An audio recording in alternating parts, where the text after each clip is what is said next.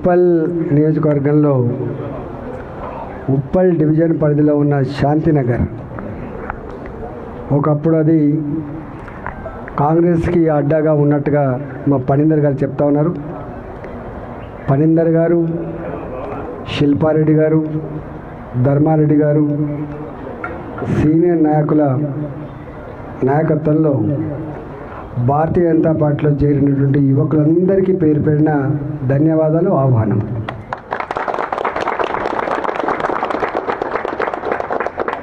మేము నిత్యం సెల్ ఫోన్లలో రాజకీయాలు చూస్తూ ఉంటారు, ఏం జరుగుతుందో ట్రెండ్ చూస్తూ ఉంటారు.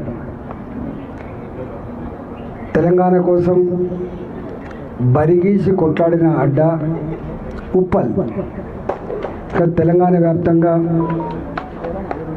వేల మంది కుటుంబాలు పొట్ట చేత పట్టుకొని ఉప్పల్ లాంటి ప్రాంతాల్లో స్థిర నివాసం ఏర్పాటు చేసుకొని ఉన్నవాళ్ళు కాబట్టి, బాధలేందో సమస్యలేందో తెలిసిన వాళ్ళు కాబట్టి తెలంగాణ వస్తే మన బతుకులు బాగుపడుతున్న భావంతో కొట్లాడినాం.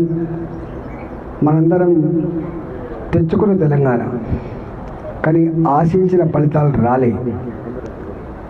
ఇవాళ కాంగ్రెస్ పార్టీ అనేక రకాల వాగ్దానాలు చేసి నోటికి అద్దు లేదు, తనది కాకపోతే ఢిల్లీ దాకా దేకమన్నట్టుగా ఎన్ని హామీలు ఇచ్చినా మీరు చూసిండ్రు. 6 గ్యారంటీలు, 66 హామీలు, 400 పైచిలకు పనులు చేస్తా అని చెప్పారు. కానీ ఏం చేసిందో మీ కళ్ళ ముందు కనబడుతున్నాయి. కొండ నాలుకకు మందేస్తే ఉన్న నాలుకకు పోయినట్టుగా అంతకుముందు కనీసం ఆటో డ్రైవర్లుగా బతికే వాళ్ళకి వాళ్ళ స్కీమ్ వస్తే ఇవాళ సూసైడ్ చేసుకునే పరిస్థితి వచ్చింది. ఆటో డ్రైవర్లు వాళ్ళకు నెలకు 1000 రూపాయలు ఇస్తా అని చెప్పిండ్రు, ప్రతి ఆడబిడ్డకి 2500 రూపాయలు ఇస్తా అని చెప్పిండ్రు, ఉద్యోగ అవకాశం కల్పిస్తా అని చెప్పిండ్రు, చదువుకునే ఆడపిల్లలకి స్కూటీ ఇస్తా అని చెప్పిండ్రు, విద్యార్థులకు విద్యానిధి కింద 5 లక్షల రూపాయల కార్డు ఇస్తా అని చెప్పిండ్రు. అనేక రకాల హామీలు ఇచ్చి అధికారంకి వచ్చి ఇవాళ ఒడ్డు దాటిదాకా ఓడమల్లప్ప, ఒడ్డు దాటినాక బోడమల్లప్ప. ఇది రేవంత్ రెడ్డి సర్కార్ పని. అందువల్ల అంటే 18 నెలలు 20 నెలల కాలం, 20 నెలల కాలంలోనే రేవంత్ రెడ్డి సర్కార్ మాటల సర్కార్ తప్ప చేతల సర్కార్ కాదని అర్థమైన తర్వాత ఎక్కడికక్కడ ఇలా ప్రజలు భారతీయ జనతా పార్టీ మాత్రమే దేశాన్ని ముందుకు తీసుకుపోతూ ఉంది.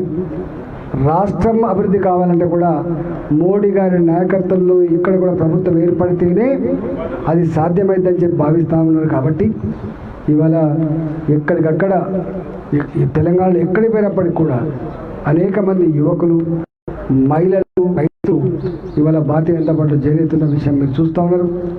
దాంట్లో భాగంగా ఇవాళ మీరు వచ్చి జాయిన్ అయ్యి రేపు ఆ డివిజన్లో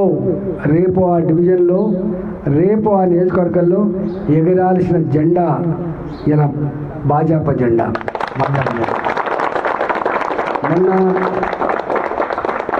మొన్నటి పార్లమెంట్ ఎన్నికల్లో కూడా దేశాన్ని నడిపించాల్సింది మోడీ అని చెప్పి, మోడీ గారి చేతుల్లోనే ఉంటేనే దేశం సురక్షితంగా సుభిక్షంగా ఉంటుందని మొన్నటి ఎన్నికల్లో, అంతకుముందు మనకంతా అది లేకపోయినప్పటికీ కూడా పార్టీలను పక్కకు పెట్టిండ్రు, జెండాలను పక్కకు పెట్టిండ్రు. ఒకటే నినాదం, ఒకటే జెండా, కాషాయ జెండా. ఇవాళ ఉప్పల్ నియోజకవర్గంలో కూడా 50,000 పైచిలకు ఓట్ల మెజార్టీ ఇచ్చి తిరుగులేని ఆధిక్యాన్ని ఇచ్చింది మీరు మాత్రమే. మీరు ఇవాళ కండలు కప్పుకోవచ్చు, ఇవాళ పార్టీలు జైలు కావచ్చు, కానీ మొన్నటి పార్లమెంట్